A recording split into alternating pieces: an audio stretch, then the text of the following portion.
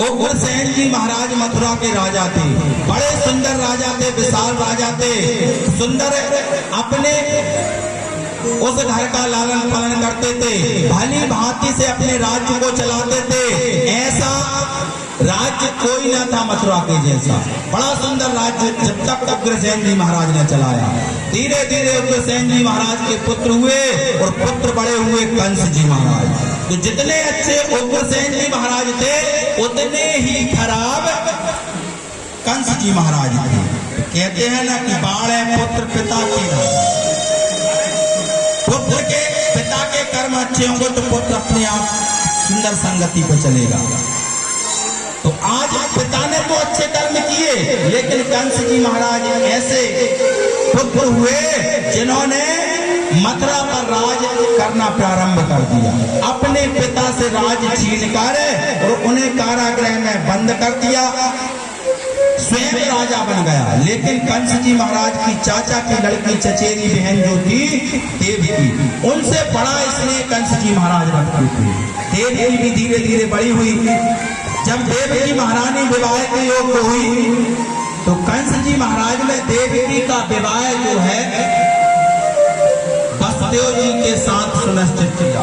और वसुदेव जी महाराज के साथ जैसे विवाह किया तो कंस जी महाराज विदा नहीं करते, इतना दहेज वसुदेव जी महाराज को दिया कि वसुदेव जी महाराज स्वयं प्रफुल्लित होगा इस चीज को देखकर। कंस जी महाराज स्वयं के रथ में आगे बैठे, पीछे बहन और बहनोई को बिठाल कर और वसुदेव जी महाराज के घर छोड़ने के लिए जा रहे हैं। कंस जी महाराज का रथ चला जा रहा है। सप्तऋषि देखे, सप्तऋषियों को प्रणाम नहीं किया कंस ने। सप्तऋषि ने कह दिया कि इसका काल कब आने वाला है। जैसे कंस जी महाराज अपने बहन और बहनोई को लेके जा रहे थे, रास्ते में अंध चलने लगा, तूफान होने लगा, बिजली की तड़तड़ाहट होने लगी और आकाश मार्ग से एक सुंदर आकाशवाणी हुई। बोले कंस, ये कंसेश देवकी का भी अष्टम लाल, और हम बतलाते हैं तुझे होगा तेरा काल।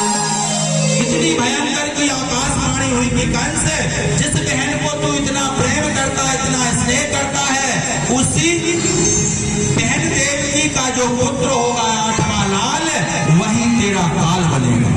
कंस जी महाराज को जैसे बताया, कंस जी महाराज के शरीर में आग लग गई। कंस जी महाराज ने सोचा कुछ तो करना पड़ेगा।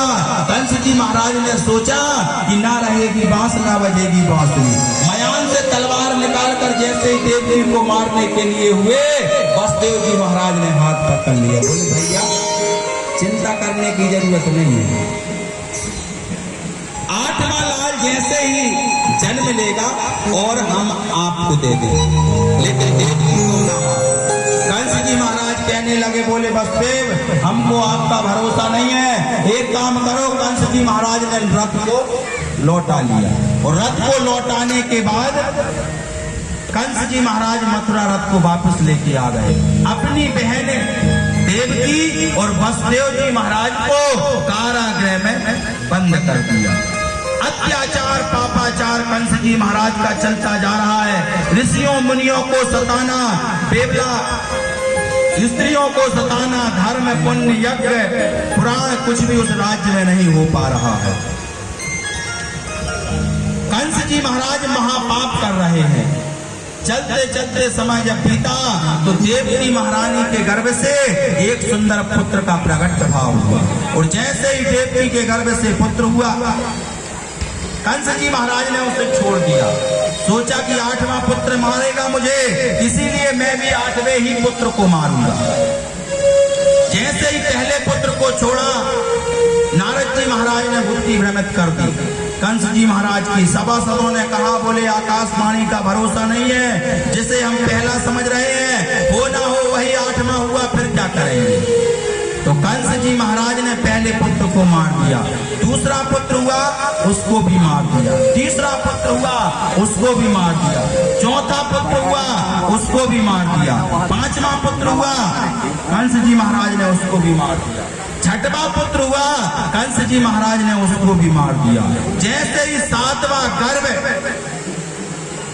मैया देवकी के गर्भ में आया और उसी समय रोहिणी मिलने के लिए आई।